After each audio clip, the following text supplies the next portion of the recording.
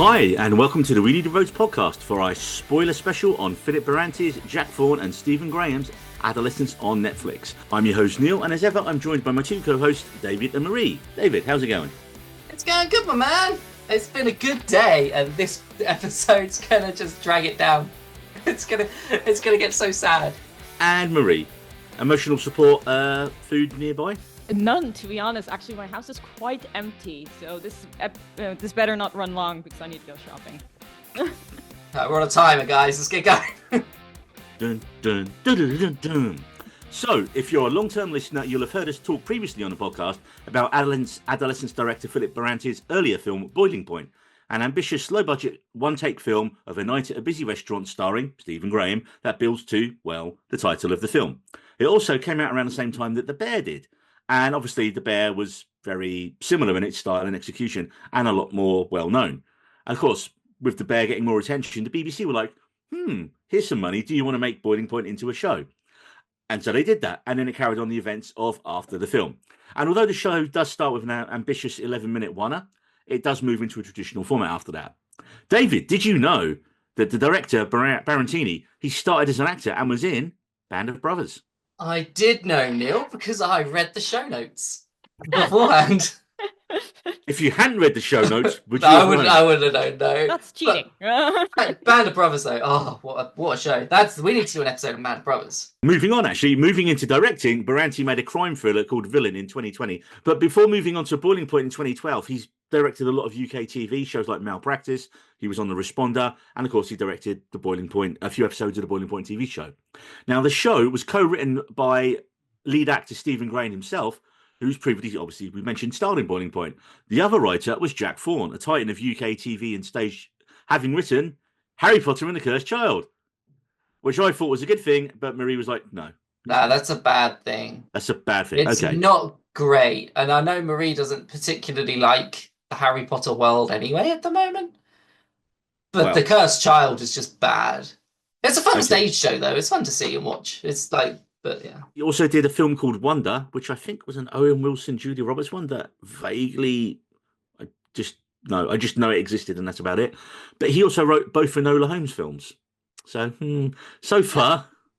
To be honest, those aren't bad. Mainly because I'm but distracted by Henry Cavill, but they're fun. They're fun. The Cavalrine, yeah. He is a good distraction. What he's probably most well known for, though, is he did the TV adaptation of his Dark Materials that was really quite good. I really enjoyed that. And he also co-wrote Graham's Breakout. Oh, no, she doesn't like that either. To be honest, I did not like the source material either. Okay, fair enough. But it was... You can only do what you can do with it, right? So, exactly, But he actually co-wrote Graham's breakout role, and what kind of launched Stephen Graham as an actor was the This Is England film, and then the series, which it's almost similar to what they did with Boiling Point, actually. There was a film, and then they did a series, and they jumped a couple of years ahead each time. So we had 86, 88, and 90. So far this year, Jack Thorne has written Toxic Town on Netflix, which I keep meaning to watch. I started it, and I was like, this is quite grim, but I do want to watch it. And he's a writer of Tron Ares as well. So that's two things to maybe be excited about the film now, because, Nine Inch Nails soundtrack, I'm there for that. Potentially good writer. So that will, hopefully outweigh the Jared Leto-ness of it all. This brings us to Adolescence, a 4-part drama that deals with the aftermath of a young girl's murder by another young teenager, dealing with the manosphere and how online toxic masculinity is shaping the minds of young men all over the world. Each episode is around an hour long and crucially done in one continuous take, with the idea of the one had chosen to give us no time away from these characters in the episode. It's to give us that sense of immediacy and also to not give the audience, a break from the unfolding horror that happens in them. Episode 1 is the initial arrest of Jamie, the boy accused of the murder. Episode 2 is the police visiting the school, trying to ascertain more information about the kids involved. Episode 3 is the psychiatrist's interview of Jamie. And episode 4 is set 13 months after the murder, as we see how Jamie's family have been coping with having a murderer for a son. So, episode 1. What did we think of episode 1, guys? Episode 1 was my personal favorite out of all of them, which doesn't mean that the show goes downhill afterwards. But for me, episode 1 was my favorite because it highlighted the one-shot technique so well. It's just the scenes at the police station where like people are coming in and out of frame. It's just the choreography of it we all know I can't say that word, but like the timing of it was like just so intricate and so well done. But then also it had my favorite scene of the entire show, which was when they were checking Jamie in, because like I just loved how normal it was. Like how procedural it was. Like in like most crime dramas, something like this was maybe amped up for the dramatics, or like there's like always just like one person, a cop or something, like calling him a scumbag. Can't believe you do that. But it was really like innocent till proven guilty. Like everything was like procedural. It was fact and almost boring in nature. And that's why I loved it so much. Like that, because the act itself was dramatic, the process wasn't, which I thought was genius. David, what do you think of episode 1? Episode 1, I think so. Each episode for me had a different element of it, which was better than the last. And I think episode 1 was the blend of them all together, like each individual element of it together. So episode 4, I think, had the best acting. Episode 2 had the best script, and episode 1 had the best technical ability. No, episode 2, sorry, had the best technical ability, like in putting all the shots together and everything like that. And I think episode 1 was the perfect blend of all three. And I really liked how we had closure to that episode. Like you can just watch that one episode on its own, as opposed to not watch the rest of Adolescence if you didn't want to, because you do have closure to that story in that one episode. It can be seen as a one shot, and then you're done. I wouldn't recommend people doing that because the show's amazing, but you can do. But I get your point, because like this is not a whodunit, it's a whydunit. That's like what makes this so unique, and you get the answer, and it's in the trailer, so it's not spoiler. Like it's not spoilers, but still in like the first episode, there is still like a little bit ambiguity because it's from like the parents' perspective, because they have no idea what's going on, and then it ends with this like final shot, and you're like, oh yeah, there's absolutely no ambiguity here. Like there's doubt, isn't it, until the CCTV footage comes out. I love how innocuously the show started. You know, it's just two cops having a standard start of the day small talk, and then when the camera darts off and you reveal the convoy of the two police cars, the van, the ambulance, and again all in one shot. I was just like, I did actually ask, but because there was one bit that kind of rankled a little bit. I was like, when that many armed police bust down a door. So I asked friend of the pod and international crime author, Charlie Gallagher, a former police officer, was that overkill? Would they have that many armed police going for just one? And he's like, it's within the... yes and no. Like, yes, it was within the bounds of what they could send out to it, but also it did seem a little bit amped up for dramatic effect on TV. With the evidence that they'd already collected at that point, I suppose you couldn't risk him not having a weapon or having anything to do any further harm to himself or his parents or the police officers getting him. Natasha, my wife, she's also been on one of these raids which happened very early in the morning, as the episode starts at I think 6 o'clock in the morning or 5:30 in the morning or something like that. And I think she did a raid at about 4 a.m. And with her, it was very similar with the level of force, but less so armed force. Which is pretty cool. I mean, the first time we see Jamie in the bedroom, even as a viewer, you're like, oh, well, this is a mistake, right? He looks like a small, scared child. And, you know, he wets himself because of the police running in. So immediately that makes you think, oh, well, it can't be. Because if you are like, you know, if he had done a murder, just at this early point in the show, you're just like, well, if he had done it, he wouldn't have reacted that way, right? Yeah, how his room's like typical child room, take cuddly toys and everything on the bed. I had that in my notes as well. Like that is another thing that I just absolutely love, because you see his room twice, like in episode 1 and episode 2, and his room is normal. Like once again, when you have stories like these, what I liked about it, and of course the whole idea about it, is like it's just a typical kid.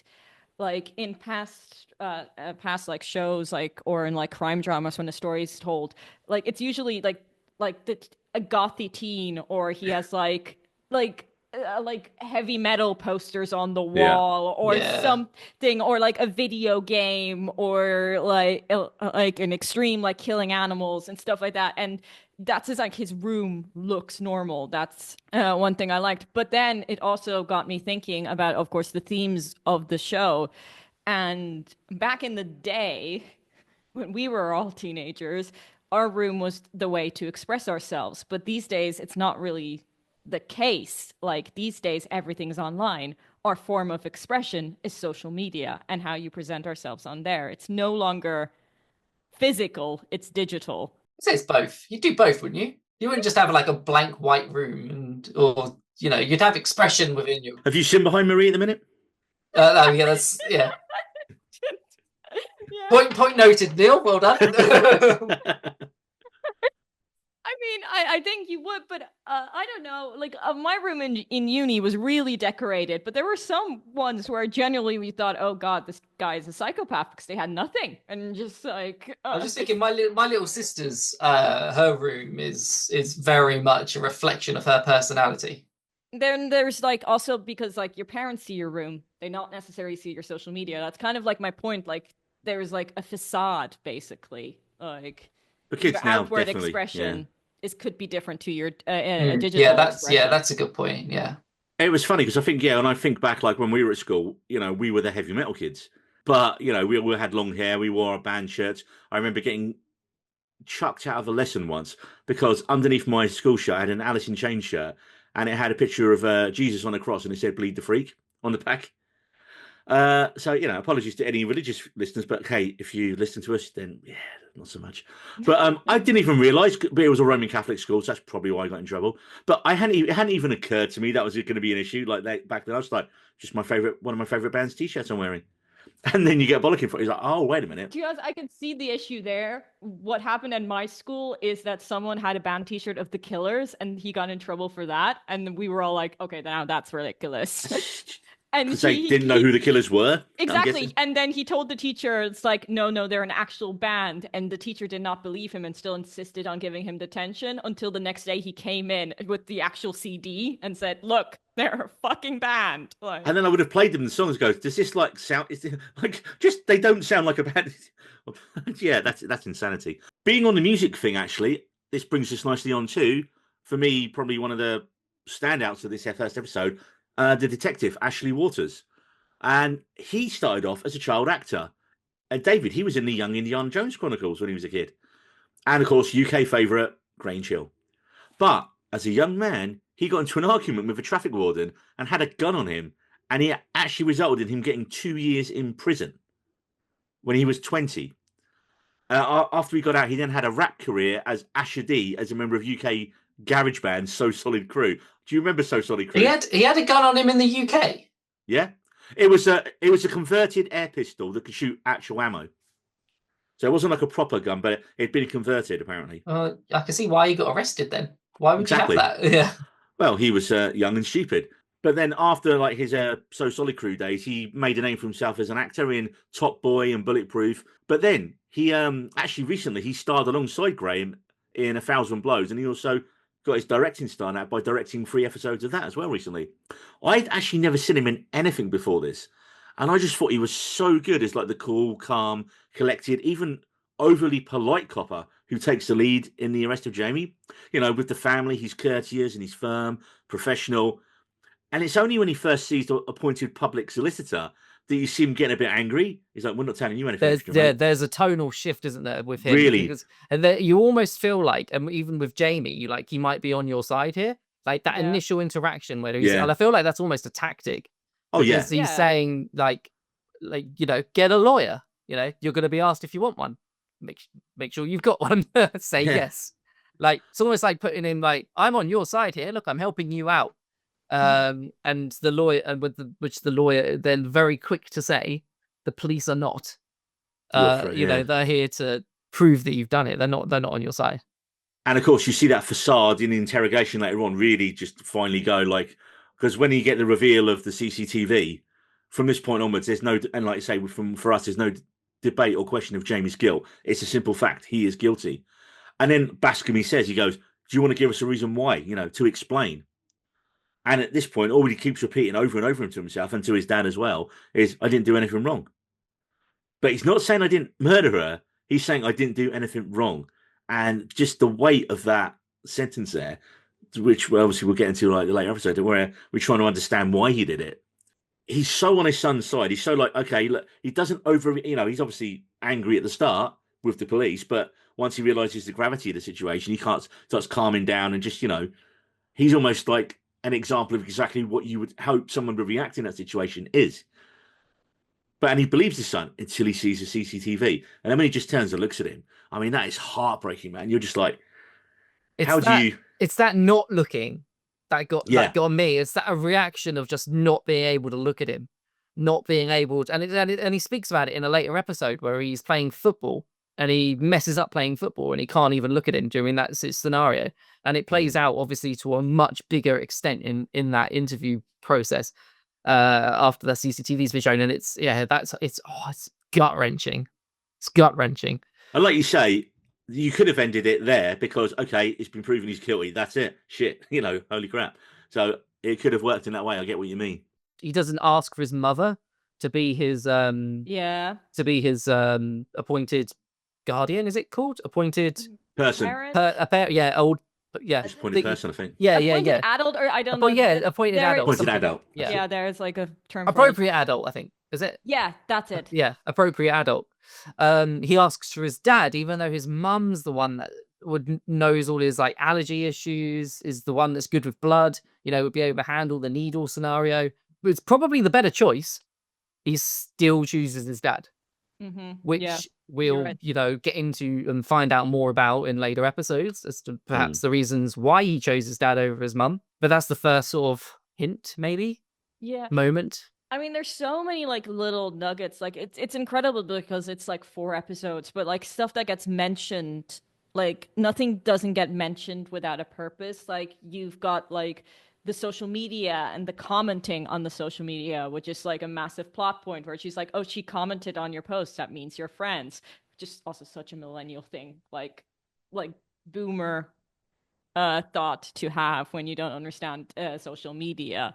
David is right. All these like little hints of like the nature of the crime, which is just genius. So yeah, like when he's talking about like is it like the OnlyFans model or someone like that? Yeah. That he's I think it was just like a general model, but like that's like the majority of people he follows is like the comments for her, like it's the majority of people that he follows. It's like, is this sort of person? And they start asking questions like, is he straight? And like, do you find these type of women attractive? And all that those sort of pressing, prying questions. And he's wondering why they're relevant almost in this interview scenario. But they turn out to be very relevant. Is there anything else that happens in one? Yeah, one's the like where it sets it all up. Everything's put into place. It's a very important episode to talk about. Yeah, that's why I designated like one is the what, like not even just like the premise of the show, what happened, and like what's going to happen. It's just such a genius first episode because I actually thought the show, because it says day 1. So I thought the show would start with her death, but it starts with after her death. Like I thought the show would start with the crime. In my mind, that's day 1, the day you committed the crime. But no, it's the day of the arrest. Because I mean, that's not the story they want to tell, is it? It's the story of. Another point in episode 1, which is really quite powerful, is when the dad's watching his son be strip searched. Yeah, that was an intense scene. That was difficult. Watch that. That was difficult to get through. 100%. I mean, that's properly powerful because you're like, how can they do this? Like, because at that point you're still sort of on the fence, even though but you're sort of still, and they're getting this kid to lift up his penis, and and he's a child, and he's put in that situation, and it's very it's difficult. I mean, I think the dad has more trouble with it than he does, to be fair. Yeah. I mean, I would. I think I'd react in a very similar way to how Stephen Graham was in that scene. What's the dad's name again? I'm just referring to Stephen Graham as Eddie was in that scene. But then we also like think of the technical aspects of it and actually realize he was actually getting changed in that moment. because he's wearing different clothes. So the actor himself had to get changed, and then just like in that speed as well, like because the camera does not leave the room, it just shuffles. So it's also that technical element you think of where they had to do like time it exactly so he would be dressed in another outfit when they walk out, which just the timings. Like I've always said, like the one thing that I always appreciate about a show is effort, and this is the definition of that. Oh, definitely. And I think just one last point before we move on from episode 1. I read that the episode 1 was their second take of the run through. That was the thing, because they did all, because they shot 2 takes a day, and I think they did that as a because it took so long they needed to reset everything. So I think they did that for like a week. So they had like 10 takes, I think, was what they were aiming for every to episode. choose from, and then episode 2 was the second one they ever did. Which is more time than they got when they did Boiling Point, because they literally had 4 takes, and that was it to get that film in 90 minutes. So yeah, this brings us on to episode 2, and as Marie titled it, The Why. Why did he do it? I think the closest reason we get is that because Jamie asks her out at some point, and she more or less laughs in his face, and then basically calls him an incel on social media. Because episode 2 is the police at the school trying to piece it together and trying to figure out trying to find the murder happened. weapon. That's trying to find the main, murder weapon. Talking to the victim's friends.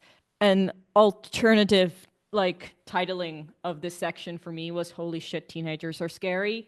I don't know how you guys felt about that, but being back in that school setting, especially the fact that you couldn't leave and it was all in one shot, that was very uncomfortable for me. And that's why they do that one shot, isn't it? That's where it really works, because you can't escape. You can't escape a teacher. Yeah. How can anyone be a teacher if that's what school's like and that's what kids are like now? Yeah. I mean, they might have been what they were like when I was at school. I don't remember school being that I don't bad. remember it. No, I never did. I didn't remember it being that bad at all. Yeah. I mean, I've got quite traumatic memories. I mean, I mean, it's not that at that level, but yeah, but just because it was also like such a important place to be, because you like learn like the environment that raised Jamie, and like there was like talking to his teachers, and the teacher not being able to control his class and not even knowing who is in the class, which is he was a useless teacher. He was a useless teacher. That guy did a very good job of being very crap, really, in a very short amount of time. Amazing acting there. Put a TV on, like they were the best classes though. The kids just came in, put the telly on. Everyone liked that. We had religion in our school, but half of us weren't like religious, and the teacher knew that like we needed a break, so we just watched Lord of the Rings. Like we watched so many movies in that religious period, and he tried to justify it because he was like, "Oh, they're like, Lord of the Rings, yeah, exactly, allegories and stuff like that." And there were actually people in my class who complained. I was just like, assholes. What? Yeah. They're like, oh, I can't believe all we do is watch movies in this class. 2 different extremes, right? You got the kids that just want to fuck around, drugs, booze, sex, and then you got the kids that are like, fuck that, I want to learn. I mean, the school is chaos, isn't it? Subjects that we were learning. We had 10 subjects, so the fact that just one was a movie subject was quite good in my opinion, and it was the last class of the day. Like, to be fair, I want Evelyn to be one of the kids that just wants to learn. So that's you're her dad. That will be the case. So, I mean, I think the big reveal of this episode is that when Bascom's son, Adam, tells him about the meaning behind the emojis, because I don't think any of us had an idea. I mean, I didn't know anything about that. But I think, didn't you mention it on social as well? I was like, oh, yeah. I guess being the youngest person here. I've been sending like blue. Me and Natasha were saying to each other afterwards, like, we fucking send blue hearts and blue hearts to people all the time. I don't know any of this shit. Apparently, I've been saying I want to fuck my boss or something for like the last 3 weeks because we're sending inappropriate emojis. No, I had no idea. I mean, that's something that comes in with time. I mean, like that, because that wasn't the case, because we had smartphones in our school, and to my knowledge, like I didn't have a smartphone, but other kids had phones when I was at school. Yeah, that's the frightening thing for me. And there's two massively frightening things in this episode for me. And the emoji part of it was one. how social media is influencing children these days, and how you'd have to deal with not only bullying from in person at school in that environment, but there is no escape because you take it home with you, and then it's online, and then you've got it online, and then it's just, I never had it. I never had. No. I mean, phones were a thing, and like texting was a thing, but it wasn't like that. It wasn't as or anywhere near as big as it was. It was very baby stages. Facebook was very baby stages. It genuinely scares me a little bit. The idea of someone being bullied, or if Evelyn gets bullied and she won't be able to escape that scenario, it is it's genuinely frightening. And I suppose people of my age and up would be like, well, just turn your phone off. But it's not that. You can't do it because you're connected to all your other friends on there. Exactly, and it's part of life. I mean, I was actually talking about this yesterday with like at work, because someone just brought it up out of random, and they said like, oh, and they're thinking about, like, here, I think it was in Portugal, passing a law that kids aren't allowed to have a phone until they're 16. And I'm like, that's not the solution. Banning it also, like, I did grow up with the era of social media. I mean, we had Facebook. I don't think Instagram came out until after I graduated, or just while I was like 17, 18. I also didn't have social media growing up. I was too busy being depressed. But there were kids in my class who were banned from being on Facebook. Like, their parents told them they weren't allowed, and they had an account anyway. Like, it just doesn't help. Yeah, you can't stop kids. If you tell them to do something, not to do something, they're going to exactly do it. There were few things like I mean, it's been a while since I've been in school, that like happened in my school as well. Like, this was brought up in episode 3, but because since we're in the school setting, I'm going to mention it here. The Snapchat scandal, like that, kind of the whole reason Jamie asked Katie out, the sharing nude photos of yourself on Snapchat, that happened at my school. And it wasn't my year, it was the year below me. And that, yeah, it happened in my school as well. Yeah, we didn't have Snapchat, wasn't a thing at the time, but it was just it was a photograph that was going around. Yeah, for us it was almost the exact same scenario. And I just like remembered our teacher coming in late to our lesson, because he was just like looking at us, and he's like, you guys have no idea the shit I just had to deal with. And he was like quite young as well. Maybe that's why they like got him to deal with this, because they're like, okay, you're closer in age. But he was just like, I genuinely was speechless. I didn't know what to say in the situation. So we had like experts come in after that to educate ourselves on like online safety and what it means to have a photo of yourself on it forever. I think it's just acknowledging that it's part of life. Yeah, it's a difficult scenario, because obviously I'm not a parent and will never be a parent, so I don't know what I would do in this case. But banning it is not the solution. Yeah, it's not. No. I was actually emailed a topless photograph of somebody. I wasn't I was young, I think I was maybe 15, so it wasn't like crazy young, but yeah, I was emailed a topless image of a girl. I actually had a crush on her at the time. To this day, that photo was never spread around the school though. But to this day, I still don't know who actually emailed me that photograph and where that came from. It's a mystery of my life. All of that. I still think of it. Like, well, don't think of the photo. I think of like who sent it to me. Mm-hmm. Because it's genuine little mystery. But I mean, it shows you, doesn't it, that the police, and like, you know, you kind of see that Detective Bascom, he's kind of like the cool dad. There's quite a few lines about him. Oh, you know, like they go, oh, you didn't have trouble in school. You didn't have trouble with girls, because he's like, you know, the way he looks and the way he carries himself. And you see his son is a bit of a geek. His son Adam. I did not buy that at all. His son was fucking good-looking bloke. He was quite big as well. Like, he wouldn't have been. I did not buy that he was like. I get that he could have been like socially awkward. Yeah, sort of I think he conveyed that. Yeah, I think they were hinting to it so that he was neurodivergent, which, like, in any setting is difficult. And in school setting, it's extremely difficult. Which makes what he does, you know, fair play to him, because he's the one who takes his dad aside and does it smartly. Doesn't do it in front of her. No one knows he's gone to do that, and he explains the emojis to him, because at this point we still don't know. And then it's when that is explained, and it's like, well, look, you know, this emoji means this.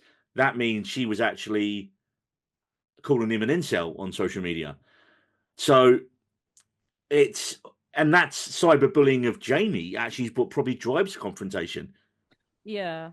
And at this point, you're not kind of, you can't excuse it, but you come another step to understanding it as well. For me, probably the most shocking moment in this episode is when they are telling the class of kids about the murder. And there's that one really cocky little kid shouts, "Did Jamie do it?" And then he says, "Oh shit, he did," and starts laughing. I was like, what a horrific reaction. And then he laughs and he says, "Is it true you have a video?" And it's this point, there's a shot where the camera pans across the room, because at this point it's only boys there, and they're all laughing, they're all smiling. And then it's only as the camera gets to the other side of the room, you see there's probably about 4 girls sat in that classroom, and they are just sat stony faced. And that, for me, that's the thing that I've not seen really have people mention. But that's what kids are like. They're absolute little shitheads like that. I'd honestly slap a little kid if they did it. If that reaction, there were people in my class who were like that. Like Yeah. I could assign a Oh. face to that character. Like, honestly, How old But are it these also- kids again? 13, roughly? 13? 14? 13, 13, yeah. 14, yeah. Yeah. But another like interesting thing about this episode though is how it started with Jamie's friends talking to each other and them going like first talking about the fact that the police are there, and then one of his friend literally asking the other friend, "Do you think he did it?" And the friend just without hesitation goes, "Yes." Like, and that just like, no one knows you better than your best friends, and just the fact that he didn't even hesitate and just went, "Yeah," that like again showed like a darker side to this and to Jamie, and like the fact that his friends wouldn't question that he would commit murder at all was just like so like such an interesting moment for me, where I was thinking, oh shit, like.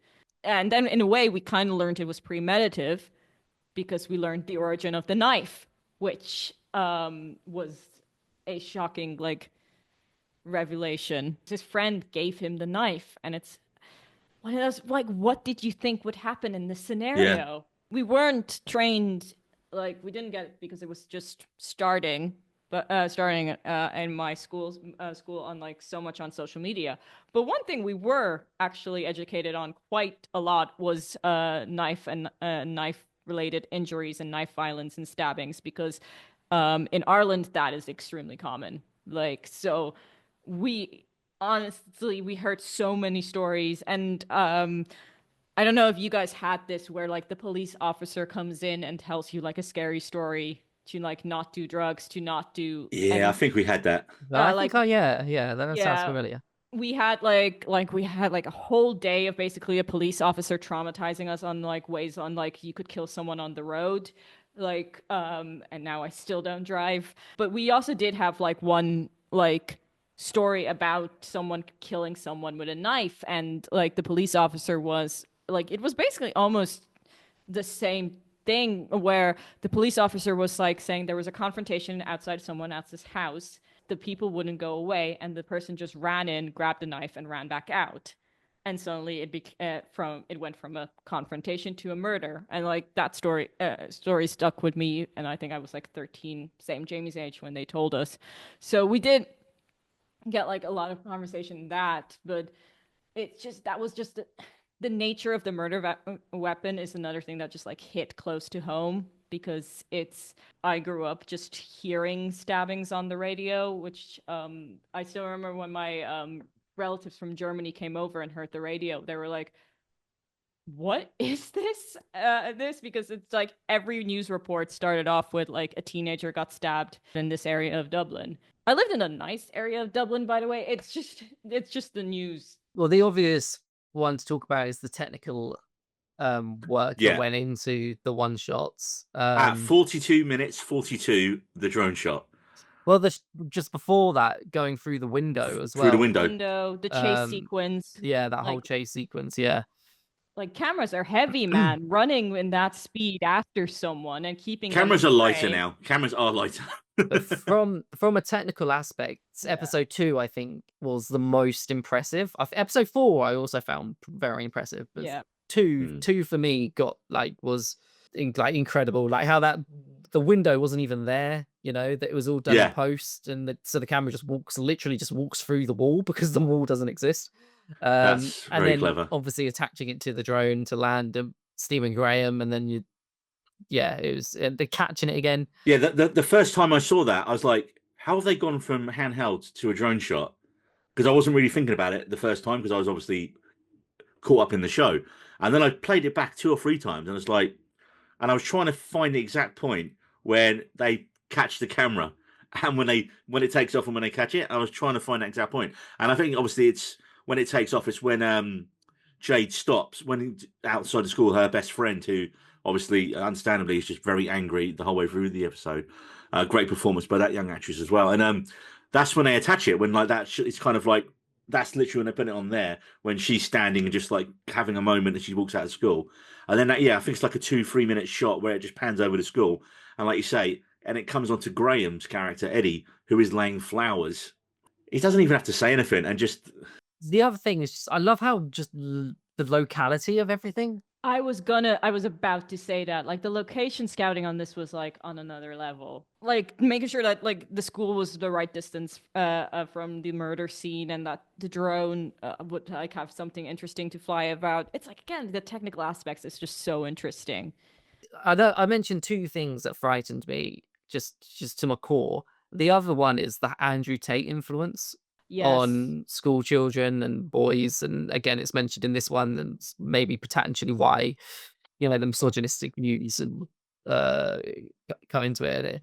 It genuinely, I don't understand it. And maybe it's because I'm a beta male, or I think of myself as a Zulu because that sounds fucking cooler. I'm a Zulu male. But just fuck off, Andrew. Fuck off. It's annoying that I even know your name. That I even know you exist. Just stop putting him in the fucking news. BBC News, just jack him, like, ignore him.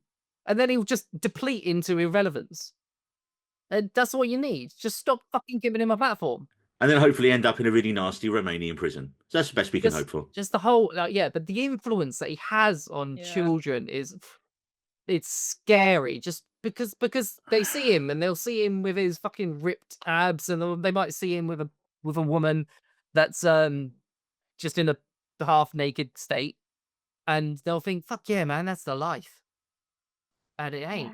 It ain't. No, but it's a teaching young boys that, 1, this is what you want to be like, and 2, this is how you're supposed to act to women.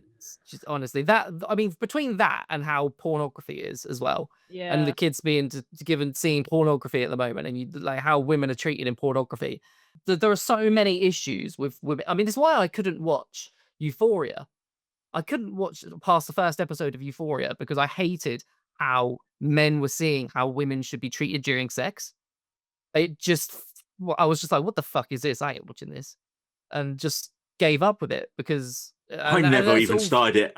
Well, it's all just how women are treated in porn. So you think, oh, fucking, she's being forced down and dick shoved in her throat. So I'm gonna do that. Like it's not okay. And these are the sort of content that young people are digesting daily. And what are they getting? What are they seeing from how it should be? What experiences are they seeing from? Like, nothing countering it. Like, no, there's no positive. And because like in the scene itself, like someone like I think it's the police officers who mention Andrew Tate, and the teacher is just like, who's that? She has like absolutely no clue, because this caused me to like reflect a lot on my education and schooling. And looking back as an adult on a few moments, I'm like thinking, oh, that was really fucked up with like an adult view. And one of them was where in our sex education class, the teacher, who I think was like similar to my age now, maybe even younger, said if a girl doesn't put out, she's called a tease. She actually said that to a room full of teenage boys and teenage girls. And after that, some girls in my class were labeled as a tease. And at the time, like... A woman said that? A woman teacher, but she was one of those this is something that has like been like popular in social media. She is like the definition of the pick me girl. The way she talked to the male students in my class, like she was so like she wanted the approval of teenage boys so much. Me thinking back on it now was like, looking back on it now is like, holy shit, that was fucked. Like, she wanted to be the cool teacher, but only with the guys. Like, she wanted to and then she was the one in charge of the sex education.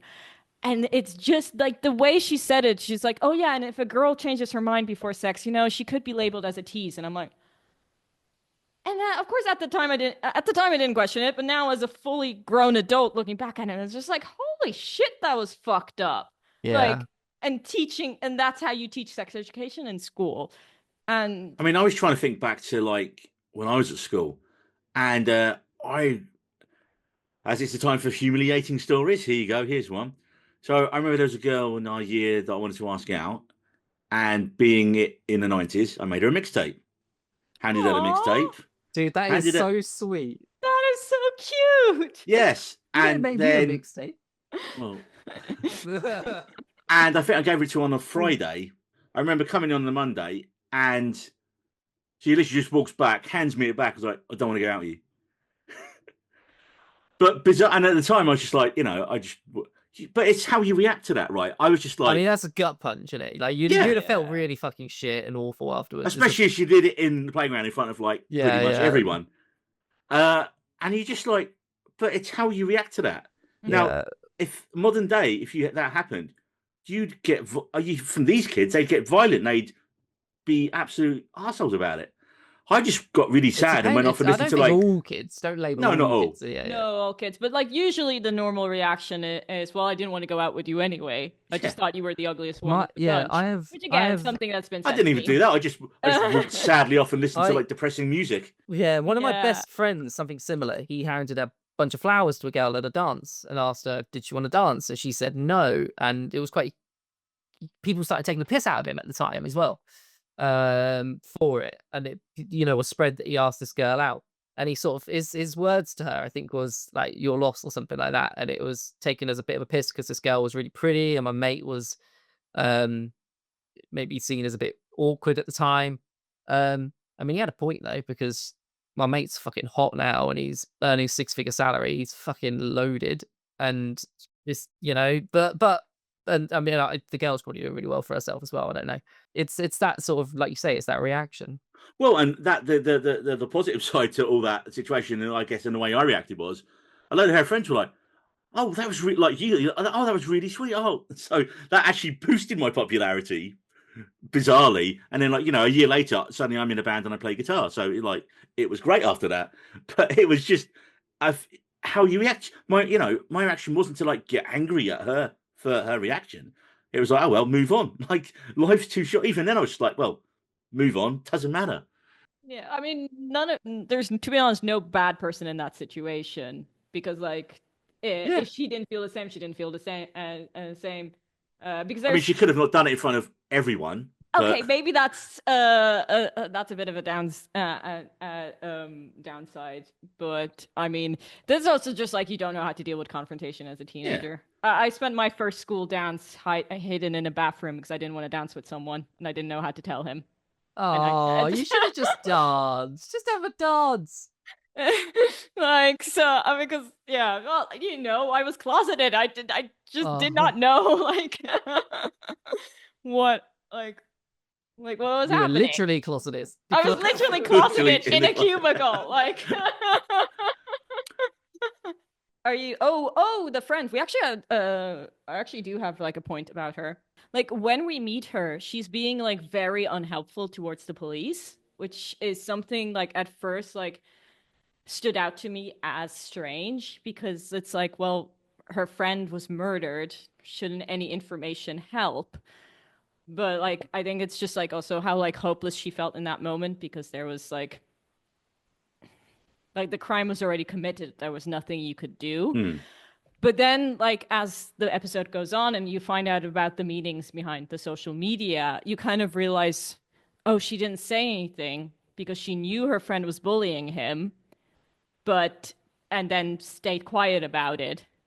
So it's just like because she knew Katie was doing something wrong by bullying this kid, and she was worried that like she would get all the blame, and suddenly the murder was in a way justified, which it wasn't. But it was just like you could, again, the writing is so genius because you could see the thought process behind it, like why she was being so unhelpful towards the police because she was still protecting her friend. Yeah, I was worried that she'd become a target herself after she'd beaten up one of his friends, and everyone's laughs at him because you're like, oh, you got beaten up by a girl or something, and everyone laughs at him. Shit kicked out of him by a girl. And I thought that might make her a target, and I thought we might come back to her later on in the show, but we don't see her again. So moving on to episode 3, The Confession. And what the first thing that surprised me was that this episode takes place 7 months after the last episode. As we found out, this is Owen Cooper, the young actor who plays Jamie's first day on set. From the interviews I've seen with the kid, they were saying, I think from Aaron Dahi said as well, that we were all like there in like the rehearsals, you know, we had 2 weeks of rehearsals, I think, per episode beforehand. And they're there with their scripts. The kid comes in and he knows it off book. He just knows all the lines straight away. But the way he is in the interview, like the way it starts off, I mean, he almost starts off trying to like flirt with her and smile. And, you know, he says about her being pretty and there's a really big thing about class here. He's like, well, because you're posh, aren't you? And so that made me think of like the class shows. Like, so he sees himself as working class. You know, he is. But I mean, his dad owns his own company, and that kind of I think in his mind, he kind of sees himself as something lesser because that's something, you know, in his own view. And the way he tries to explain himself, and yet he's in complete denial that he did anything wrong. When he says, you know, like he looks at Bryony for a positive reaction as well when he says he could have touched her, but he thinks that somehow not committing sexual assault is actually worse than murder. He's like looking to points, oh, I could have touched her, but I didn't. Other boys would have. And you're like, his thinking is so utterly warped and fucked there. You're just like, how? And again, like the kid, the way he goes from, you know, being like a kid again, kind of at the start of it when he's asking about the sandwich, but again, it's like all tactics, isn't it? You see her, she's trying to be friendly to him to get him to open up and like trying to get into the why of it all and see what made him want to do that. You know, when she asks about his dad, and you kind of hear about, you know, because you see he's got a slight short fuse, and Rachel goes, no, my dad was fine. He never blames the man, does he? He, you know, even if it. You know, he's like, no, my dad never hit me. My dad didn't do this. He doesn't hit, you know. I hadn't seen Erin Doherty in anything either until recently. And because I think you mentioned she was in The Crown, wasn't she? She was Princess Anne, is it, right? Yeah. In The Crown. Yeah. She's amazing in that. I'd only seen her recently, literally a couple of weeks ago, in another show where she plays opposite Stephen Graham, A Thousand Blows, which we get mentioned a lot because, like you say, Ashley Walters is a director of some of that. And she actually found out about Adolescence when she was on that show working with Graham. She started her career early in the theatre. She was in a play called Junkyard, was one of the first things she ever did. And that was co-written by Jack Thorne. So again, you know, it's using the same people. I mean, like I said, she had a few BBC roles, but like before we mentioned, she hit the big time as Princess Anne in The Crown. Your notes here, when you were like putting this together, Marie, you put, you know, it's to do with his relationship towards women, dealing with anger, regret versus remorse, toxic nice guy syndrome. Jump in. Where do you want to start? Yeah, I mean, I want to just like walk back a little bit of how this episode starts, of her like coming in, because the security guard in this episode, creepy incel security guard as well. He was so frustrating, wasn't he? He was so frustrating. Oh, but God. Once again, I know that type where he like genuinely thinks he's being helpful, and where he's just like, oh, I've watched a lot of body language videos, and oh, I'm like an expert in that. It was just again just like such a reflection where I was just like, oh, I know this guy so much. Like I know this type really a lot. So I just wanted to highlight that before we get into the more. Reminded me a lot of Neil. I'm joking. He didn't remind me of you. You're on the list, David.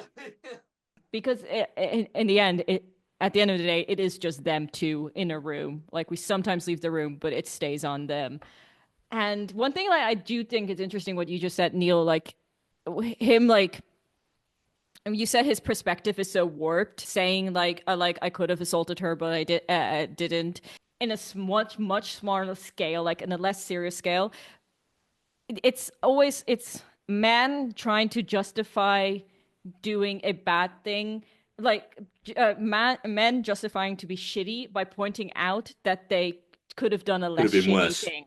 Like a less extreme version of if someone during an argument, your partner goes, "Oh, I could have cheated on you," which again, something I got in the past, like that, where you're just like, that doesn't make it better. Like, and also the fact that you're telling me this is also not helping the situation. But when they justify them being crappy with just an even more irredeemable act, and the toxic nice guy syndrome, yeah, that stood out to me immediately, because in this episode we learn his relationship with Katie and how this relationship started.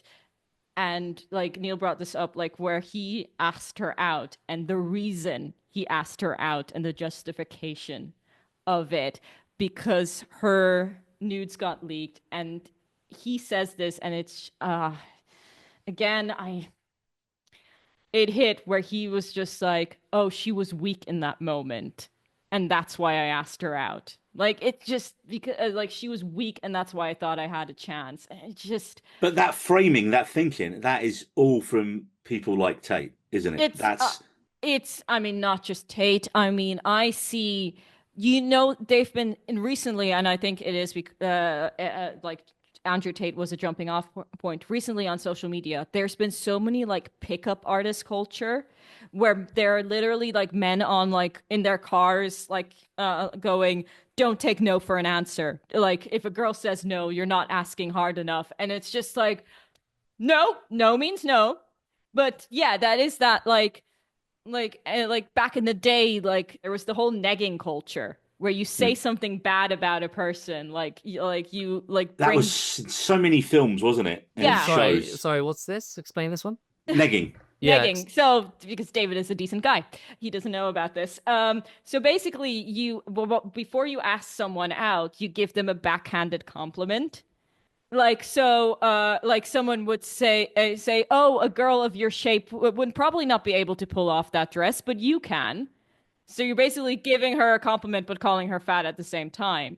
Right. Okay. So how Neil looks good wearing glasses, even though he's bald, kind of thing like that. Is that? Yes. Yeah. Where you're giving them a compliment, but tearing them down at the same time. Yeah. So the reaction to that, David, is thank you. Yeah. Yeah, and you're not sure. But it's but that's been that was very popular media. There's so many movies about the art of picking up women where they and that's the tactic that they use. I mean, one of the big examples of this is Barney Stinson from How I Met Your Mother. He just a huge misogynist, and so many people thought he was cool due to Neil Patrick Harris's charisma. But now again, looking at it through adult eyes, you're no, this character should be in prison. He is terrible the way he talks and talks to women and tricks people into sleeping with him. That is criminal level bad. So you can't actually only blame social media. Toxic masculinity has been betrayed in media culture since the dawn of time. I mean, I kind of look back on, I think I don't know if I mentioned this on pod or off pod in the last couple of weeks, but when I used to work on ships, it was such a skeezy place, and it was just only, I was lucky that I worked with quite a lot of female videographers and I had female managers. And so, I mean, me and David actually had the same female manager, however many years apart. And she was brilliant. Yeah, I actually had this conversation with a colleague yesterday who was talking about time on the ship. And she asked me whether she'd enjoy it. And I said to her, I wouldn't feel safe as a woman being on ships. And I meant that because it was a weird environment. Maybe I wouldn't have felt unsafe, but I wouldn't have felt comfortable. Let's put it that way, as a woman on ships. But this is kind of thing. I mean, one of my friends, one of the dancers, because one contract, my cabin was alongside where theirs was. So, where you live is the people you kind of hang out with a lot of the time. And so I remember a lot of evenings, she'd knock on the door if I was in the cabin, just so I could walk with her down the length of the ship to the bar and back again, just for her to go and get water without being harassed. Because if she was walking with a guy, people would leave her alone because they'd assume we were together. And I remember we walked into the bar once, and one of the skeezy Italian officers just sat there at the bar, and he's like, "Oh, you look lovely this evening," to her, like completely blank, and she literally she just like nods, turns away from him towards me. I was like, "Guess what?" And he's like this to me over her head, and I was like, "But when it's an officer, what can you do? You can't do anything. Like there's a whole power imbalance. You just like you have to turn around and walk out." There are a lot of different things with different cultures. Like I know a lot of women on board would say, if you come on board and you're nice and you're polite and you smile at everyone, you're going to have 1 million stalkers within a couple of days. I got this because there is a psychologist on YouTube that I follow, and he does reaction videos to media, and he did the scene in Adolescence. And one thing he was highlighting in this episode is the difference between regret and remorse, because like you regret that you did a bad thing because you're being punished for it and you're being prosecuted in isolated society, and then remorse is you genuinely feel bad about the crime, and you see this like unfold this is what the psychologist is trying to determine in this moment as well. And you see like as Jamie is talking, like first like him still thinking he did nothing wrong, just walking this like line, like does he actually feel remorse for what he has done? And it's chilling because he doesn't.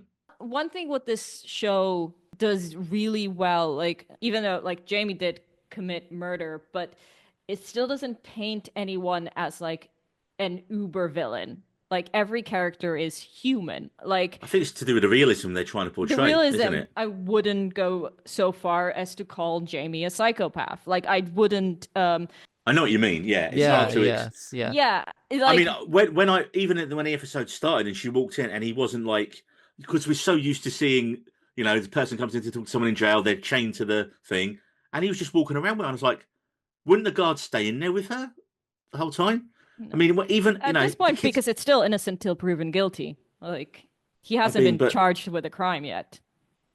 Even though the evidence shows that he, I was just like, I wouldn't feel, especially if I was unopened, I wouldn't feel safe walking in. I know he's got no weapons or that, but if it was in him to be able to do that, I think if I was in her shoes, I'd have to have the guard in there. I think. Well, there is that moment where Jamie, the actor's ability to just flip on a coin was amazing in this scene where he goes from being joyful, happy, playful, flirty to aggressive, in your face, confrontational, and threatening. And that moment where he's like, to her, to get that reaction. Oh, that jump scare. To get that reaction out of her. And he's like, "Oh, you're not scared of me? Are you scared of the 13-year-old boy? You're scared of me?" Like that sort of.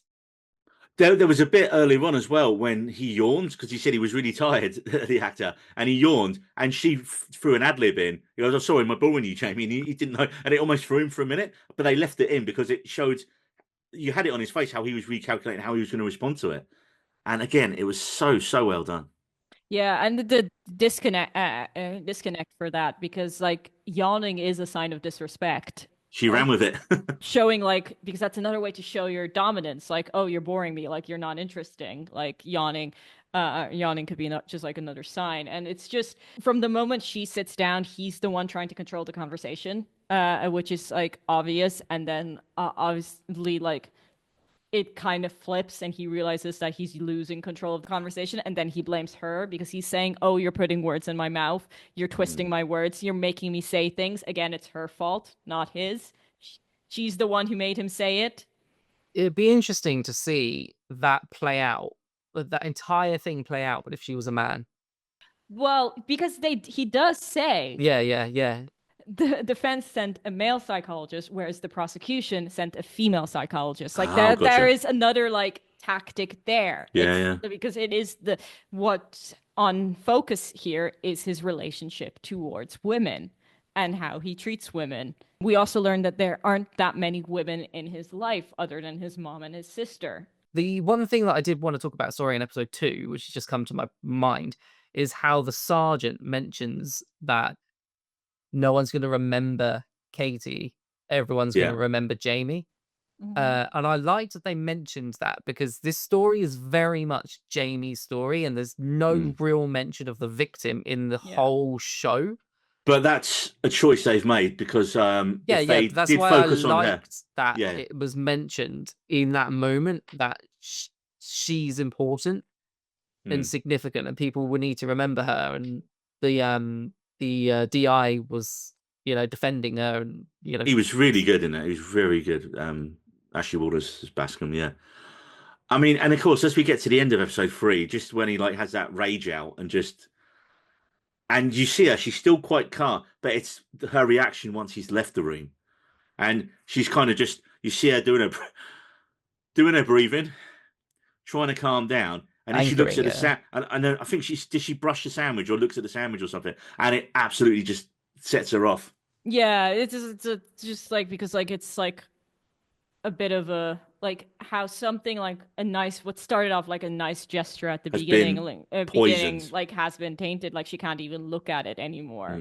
Like she still entered that room fairly neutral. Like she didn't know. Like I think Aaron said this as well. Like she still, like, in her heart of hearts was still hoping that this boy at the start, for definite. Yeah, at the start, this boy wouldn't be capable of this crime, and that somehow, like, this was just like a misunderstanding or something. And then when he says that, like, where he basically confesses, and the camera work is also so good because it's on him, and then it like pans around on her as the realization dawns on her, where she's just like, oh shit, like this is a 13-year-old boy capable of murder. Like I am sitting in this room with him, and it's just so good. And then all that emotion comes out during that final scene.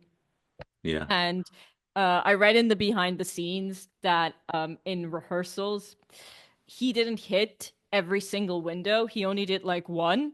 So she was expecting a bang, but she didn't, like, but this was in that take, it was the first time he hit every single window. So she was actually shocked and taken back by the noise, because she thought, oh, he's going to hit the window twice and move on. But actually he did it 3 times. And that was like another, like, not acting moment, because it genuinely startled her. One technical aspect that I thought was very interesting, and thing which I saw in an interview, was the hot chocolate. When they first started taping, it was actual hot chocolate. But what happened was that when he spilled it, because what happens when hot chocolate gets spilled? The floor gets sticky.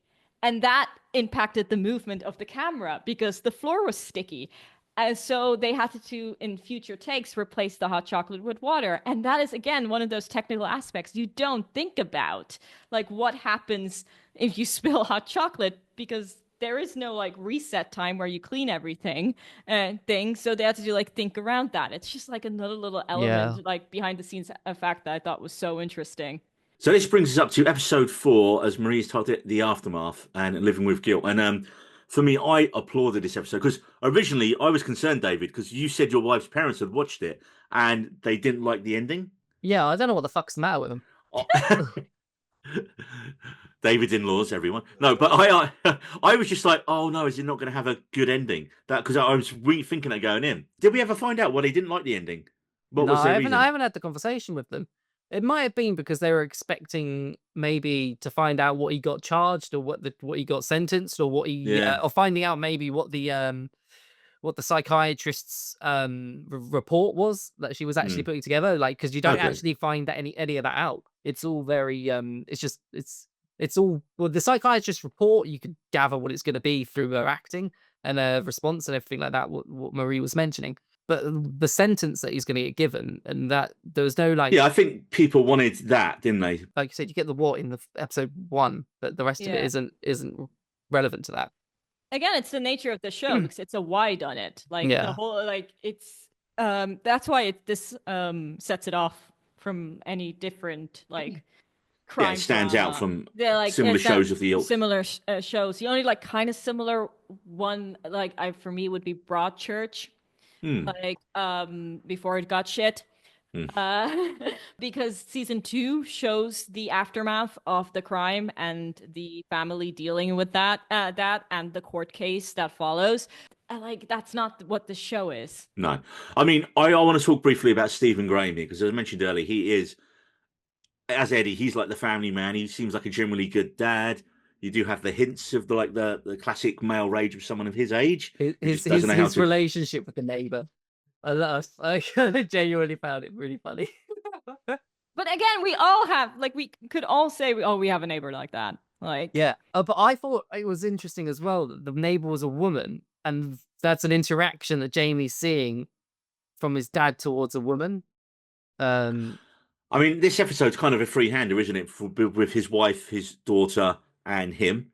And I just like you say, how rare is it to see the aftermath of this type of situation, but focusing on the perpetrator's family and how they're dealing with it. And it wasn't overly sensationalized like you would see, because a few times you do see this kind of thing. It's, everyone's attacking them and all this kind of stuff. And it's a lot more basic in this one.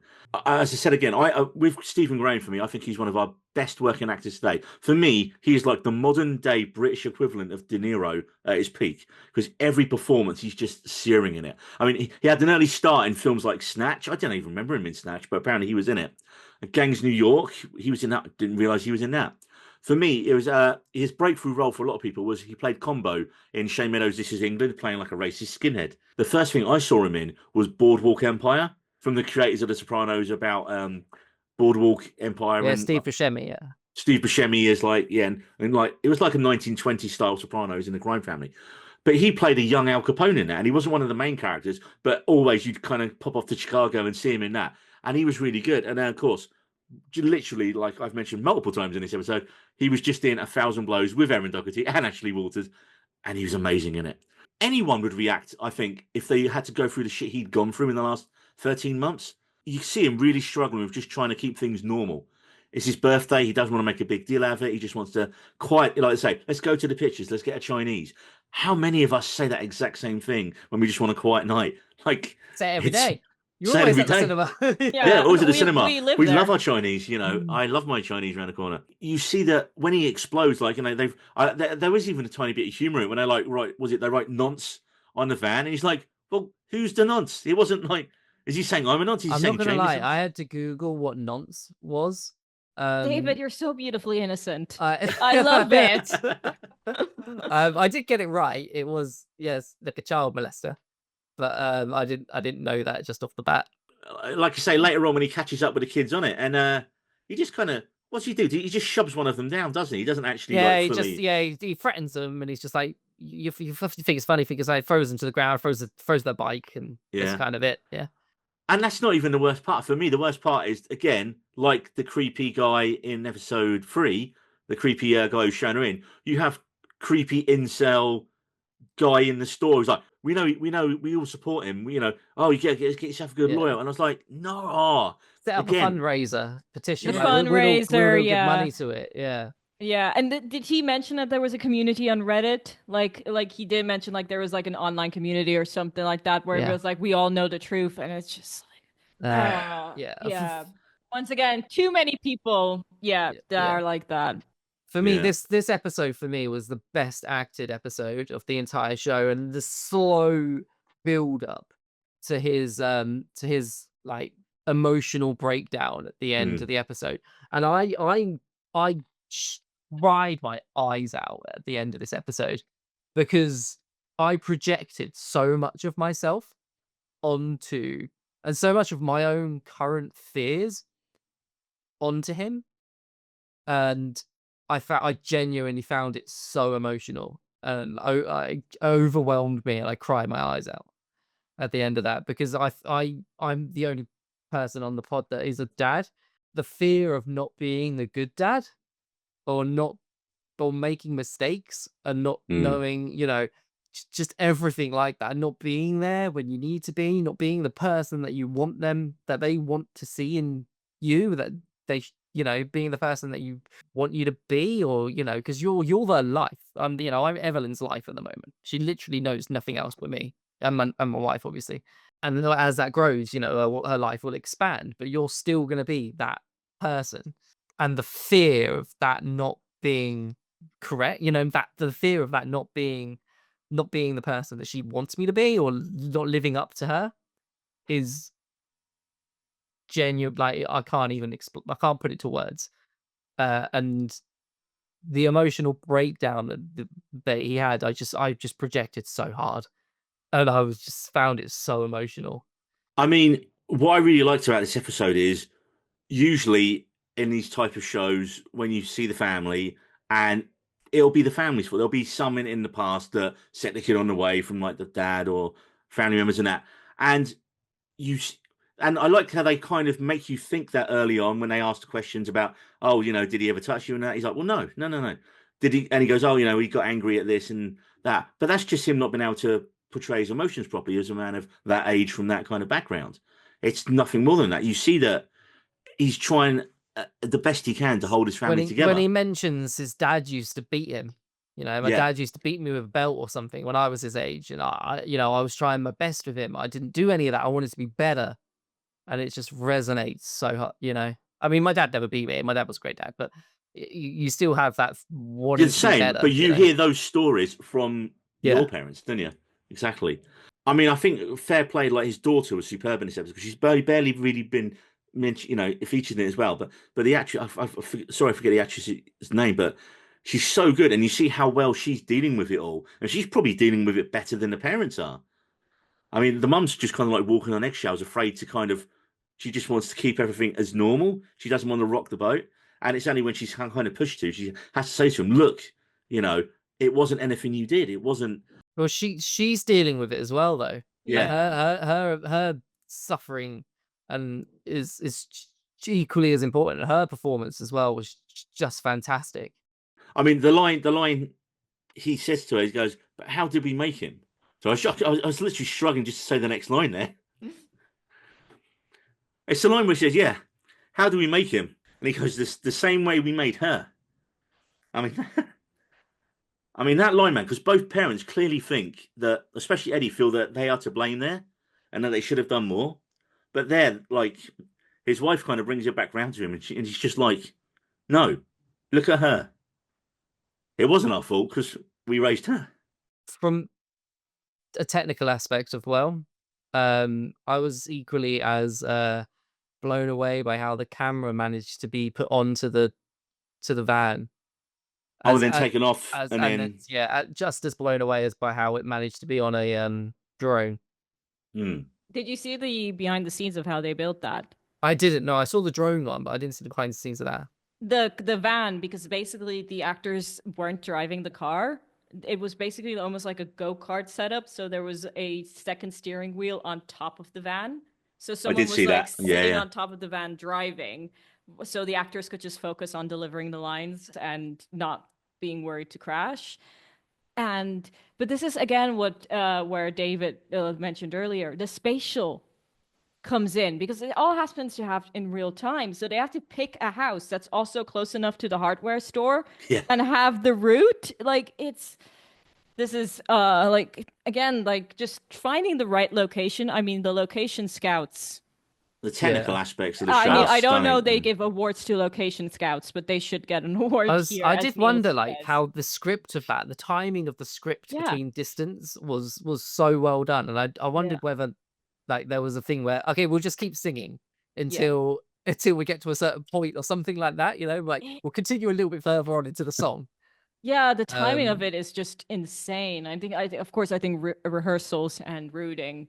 I think for me, episode 4 was the best episode for me. I mean, I liked all of them for different for all the different reasons. Each of them has got something in them that makes you go, "This is just absolutely superb." No, it is a masterpiece overall, and be interesting to see where it comes on our shows of the year list. Yeah, because it's going to be high. It's going to be high competition.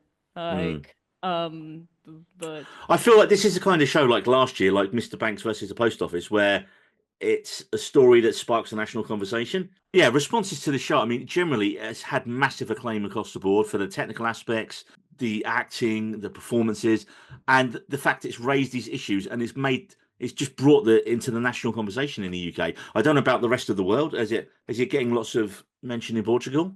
No. I don't Because think it's a I've very British show, isn't it? It's a very British show, and I don't think I've even seen like a poster for it, which is also like interesting because like obviously social media impacts every single child.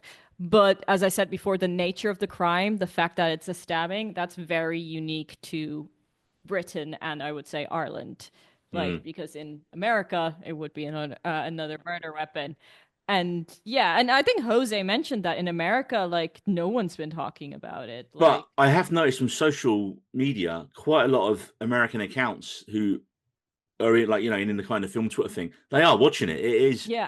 It's not on the same scale. I mean, the viewing figures in the UK are immense. It is Netflix's most watched ever UK show. It had 66.3 million views in the first 11 days, and it was the first streaming show to be number one in the main UK weekly rankings, beating traditional broadcast shows. That is immense. Nothing's ever done that before. Neil, I just realized I was chatting shit here because I was literally talking about the show with my coworkers yesterday who are Portuguese, so they've seen it. Like, okay, well there you go. That's good then. Like, so I just forgot like the conversation I literally had less than 24 hours ago. So I mean, there's been a lot of podcasts in the last couple of days, Marie. Yeah, I think another thing that's might just put people off is like the subject matter, like, because I asked my mom if she would check it out and she's like, I've read article about it, but I don't think I can sit through it. There's this weird thing where, because it's become so successful and popular, some people just don't want to watch it because they feel like they're being told to watch it. Or just like for my mom's case, she's like, I know the plot, I just don't know if I can do 4 hours of that. And then you start watching it and 4 hours go by really quickly. I mean, I think we all binge this show in a day. Like, I didn't binge it in a day. Me and Neil binged this show in a day. I was on holiday when I binged it. I was like, oh, I'm Neil just going to watch one. Enjoying himself. Instead, you was in a hotel room. L2 room bawling your eyes out. I had 2 burritos, one of which, and the second one was meant to be my lunch for the next day. So the fact that the creatives from the show as well have met with the Prime Minister in the UK, and it's been agreed to show the programme in all UK schools is great. But then again, as some people have pointed out, that doesn't do anything to really combat the issue and raise the shows. It doesn't. The teachers and staff and people like that, they're the ones not aware of it. They're the ones who should watch it. The kids know all this stuff, so making kids watch it, I don't see the point, really. It's putting a Band-Aid over a gaping wound. Like, it's not going to do anything. And in my opinion, that's kind of like the easy way out. Like, as we just said, about the episode 2, teachers just putting on movies and refusing to teach. This is literally that. Yeah. I had this conversation with one of the doctors at work, and he was like, "Oh yeah, I think it should be shown in all schools." And I went, "Well, why? Like, what's it gonna bring?" Those type of kids would just sit there and take the piss out of it. Yes they would. And no, but I don't think schools are as bad as the show depicts. I fucking hope they're not anyway. Yeah. I mean, not all schools, but there are schools certainly that are that bad. Just showing it isn't enough to combat the issues raised in the show, especially if so many adults were even unaware of the issues until they saw this show. So like I say, it's actually all the teachers should be made to watch it, not all the students. Now, one other point is some people complained, why was there no focus on the victim and her family? Well, that's not the point of the show. Yes, it would still be horrific and sad, but that wouldn't explain the why of the crime and the issues surrounding it. It's a different story to tell. And also, it's a fictional story, so therefore it clearly wasn't the story the showrunners wanted to tell. Now, this really surprised me, and I was aghast reading some of this. The negative responses to the show, and it is exactly this type of people that the show's mentioning, were commenting about the show. I was so aghast at some of the blatantly racist and violent responses I read to the show online. Such as to complain that the issue is, well, it's not young white boys committing knife murders, it's other ethnicities. So they've made it about race. I heard that in person. In person. I heard that. Yeah. No, I didn't in person, but I saw it on social media. Yeah. And it's not true.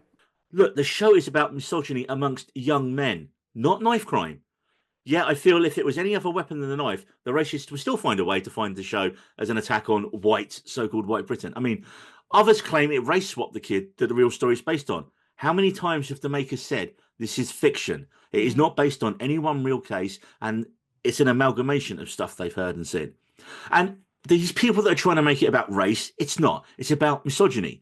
It's a fictional story. The only point I try and carefully make here is that I think if the story had featured a young kid who wasn't white, it would just reinforce all the negative stereotypes these type of people had anyway.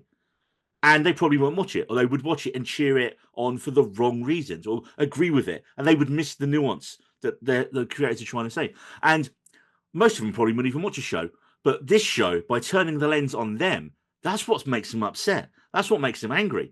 Because you're going, this is the kind of people you're raising. My boy could be doing this. Yeah. Yeah. I mean, I think Graham even said that in an interview. He's just like, like one of the show writers. He says, "This could be my kid. Like this, like that's the whole situation. Like this could be my kid. Like that's what the show is about." Like, now, also, people didn't seem to like that it didn't follow the standard crime show narrative. I think people would say, "Oh, it's a crime drama on Netflix," so they was expecting it to be like a crime drama. They expected twists and turns, and what if he's not guilty? Where's the trial episode? It's not that kind of show. Oh. It really has echoes to me of some of the stuff I studied at uni, like the social commentary work of like Ken Loach. Films like Kathy Come Home and the kitchen sink melodramas of the '60s. It's that kind of thing where they used to be called it Play of the Day on the BBC. Look, we used to have to watch some of these at uni, and it would be a social issue story of something that was really big at the moment and no one was talking about. And the idea of them making it would be to spark public conversation, which is actually what they've done here. Now, we have to talk about the potential future of the show because it has done so well. And everyone's like, oh, well, exactly. I immediately agree. It's one and done. It's one and done. And no, I don't think they there was talk of bringing it back or for a second season. That would diminish it.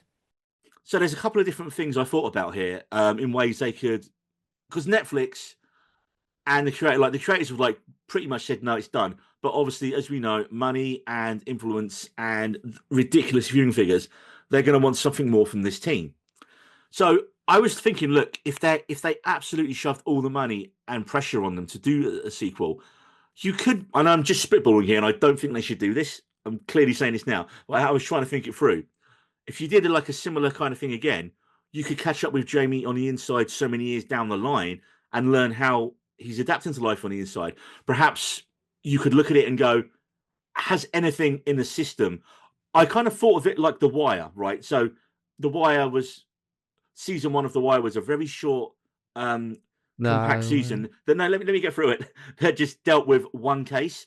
And then they expanded onto more social issues each season. They dealt with, the next series was down to do with the docks and that kind of stuff. The next season, they went to the school. They then went to the media. Then they went to local government. And they expanded out the story further and further. So they could kind of do something similar here where, you could do a follow-up at the school and make the episode about how the school's dealing with it now. I'm not saying they should do this. I was trying to think through how, if they really had to, they could. And it wouldn't be that bad. I honestly don't think it'd be that bad. But I think what you're going to get, more likely, Barantini, his team, and Netflix, these are the two options. They can make another 4-episode social issue that maybe doesn't even use the phrase adolescence, but it's a one-word title that deals with a social issue. Because, again, the way they got to do this show in the first place, someone approached them. I think it might have even been Brad Pitt's production company. It was like, we liked how he did the one-take thing. We want to do a series that. And then they thought, okay, what idea can we do that fits that technical? So the technical aspect was the first thing that was suggested and planned for this, I believe. So they could tell a completely different story, but in the similar kind of thing that deals with a hot button issue and using the one take structure. That's what I think they'll do. For me, that is what I prefer out of those two options. If you was to say one of these is going to happen, we're either going to see Jamie later down the line, and I don't want to. No. I want Jamie's story to have ended by saying he's going to change his plea, and his dad's reaction to that, which was just heartbreaking as well, in that moment, in that phone call. That's where I want Jamie's story to end. But if you was to take this format and bring another, it doesn't even necessarily need to be a social issue, or I agree with David. Like, a story, just a different. To be honest, I would actually want to see the one-shot format told for a happy story. Yeah, because seeing it, I I think they're taking the once again, I think people are taking the wrong conclusions from the story, and Netflix is not understanding the point. It's like when the Barbie movie was really popular and then all the networks commissioned other movies about toys. And you're like, that is not why Barbie was popular. It was because of the feminist narrative, not the fact because it was about a toy. This is, again, like, yes, the story and the narrative is really really powerful, but the way they told it, the way they shot it, that is what it should be to take it away. The way, like, originality, which I think it's really funny how Neil, you said like people were getting mad at the format, like they were getting mad at originality, they were getting mad at someone trying to tell a story in a new format and in a new way. And it's actually crazy that we don't see more of it, because it's essentially theater. It's theater with being in a way being recorded. You know, it's a weird. Sorry, Marie, just getting back to what you just said a minute ago about why can't it be done in a happier thing. I wouldn't exactly say happy, but there's the other new Apple show at the minute, The Studio, and the second episode is called The Oneer, and the whole episode is one take. It's only about 28 minutes, so it's nowhere near as long as these, but it was kind of like this escalating comedy of errors and cringe humor from Seth Rogen. And it was brilliant, and it was amazing how many people in the States I'd seen from the posting about this. Oh, this is brilliant! I was like, "Have you watched Adolescence?" I was commenting underneath, for like, "Do you think that's a oneer? This is a oneer." I mean, it's brilliant, and technically, and it's superb and done and all that, and it is doing it in a different way. But I don't want him. I think the filmmakers as well, they don't want to get stuck with it being their gimmick. I feel like no, I'm they've not got even enough saying cash they from it. should adopt it. I just think, yeah, like this opens up a new door for storytelling. And what like David says, like, why hasn't people done this before? And yes, it is theater, but like there's the technology aspect. There's the technology aspect of it as well. Oh well, like the drone shots, like that is still quite new. Having like a handheld camera being able to be held by a drone, like it's. Or the driving and stuff like that. Like when I started the show, I was actually like really nervous about it because handheld. Because I suffer from motion sickness, so I can't watch stuff that's handheld because otherwise it. You wouldn't like the found footage horror genre, then? I can't. I honestly, I like did not the fact that it's hard. The fact I cannot watch found footage. It makes me so ill. It like just it makes my head. I can't watch Modern Family. That just shows how bad. Because of how terrible it is. No. Maybe that's why as well. But the way, like, especially like episode 1 is so shaky. It's no. But anyway, my point is, but no, because like technology is Presence is not a film for Marie, David. Presence is Steadicam. I know, but it's still shaky and all over the place. It's Steadicam. Yeah. It's not set steady. It's like. It's pretty steady. There's that one scene where they're running up the stairs. Anyway, well, I think we established that Neil didn't really pay attention for Presence. Yes. But anyway, but that doesn't because cameras again, like cameras have evolved, so like they're very stable. What I would have given for GoPros when I was at sea. Yeah, they came in right as I was finishing. They were finishing as they came in when I was about 2-3 contracts from the end. Dude, I had a DJI on a stick. Fucking awesome it was. I do find it funny where you said, Neil, that you might not be out of a job because like one unique thing you and I contribute to the podcast is you being an editor and me having having a history in costume, and in those areas we can say nothing about this show because like they're all wearing the same clothes for every shot because it's all one take. And no continuity to worry about. Yeah, exactly. No continuity to worry about, which is the one main job of a costume designer. So script supervisor. Well, no, they'd have to keep an eye on dialogue, but yeah. No. It's the costume designer who does that. Yeah. So that was my job. Like, if someone takes off a jacket, I had to note like what time they took off the jacket, so we could like repeat it and stuff like that. It's, yeah. We did ask for comments for the show, but we only received one. But it's such a great comment, and it's from someone in the States who has watched it. Friend of the Podpack Collective on a. I thought you were going to say Jose. No, not Jose. And it's from Hypno Wellness on Twitter. This is such a well done show. You would think that 2 actors sitting in a room for about an hour talking would be boring, but no. I was on the edge waiting for what was said next. That was it. Sorry, I copied and pasted it twice, so I thought there was more, but that was it. Yeah. You So said again, that was a great comment, Neil. the comment was great. It was my bad copy and pasting that done it up. No, that's awesome. Thank you. Right, well, that was an unexpectedly deep and somber episode of the We Need a Rose podcast, but occasionally a show will come along that so dominates the national conversation, we just have to talk about it, even if it broaches hard subject matter and isn't exactly a fun watch, as I would say. So, I'd like to thank my co-hosts for digging in with me today. David, where can people find you on the socials? Oh, I don't even care anymore. I was in such a good mood coming into this, and now I'm so sad. Or you can cut that and say, you can find me on Instagram at We Needed Roads.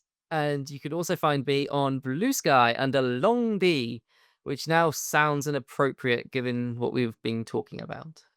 Yes, it But does. I'm Long D on Blue Sky with two L's in long. It's a pirate thing, right, David? It's a pirate thing. Yeah, let's go with that. Marie, where can people find you? Why is it a pirate thing? I had Long John Silver in my head for some reason. I don't know. It didn't make any sense. The irony, we spent 2 hours talking about the dangers of social media, but you can find me, but I've only ever gotten social media. I got my first social media when I was 19. But you can find me underneath the handle Life on Mars. That is TikTok, Instagram, and Twitter for some sustainable shenanigans and just a lot of ghost content because I'm seeing them in 18 days and I will not shut up about it. And you can find me at Needed Roads on Twitter, Neil Gregory78 on Insta and Freds, because Freds is popping off now. It's where all the cool kids are talking about quality shows and movies, man. I'm loving Freds at the minute. And Neil G78 on Blue Sky. And if you've enjoyed this episode of the We Need a Rose podcast, or indeed any episode of the We Need a Rose podcast, then let us know about it. Leave us a comment or opinion or a civil argument on any of our socials above. And don't forget to give us a follow and subscribe on our YouTube channel at We Need a Rose podcast. We're also available on Spotify and numerous other podcast platforms. See you next time, folks. We Needed Rose.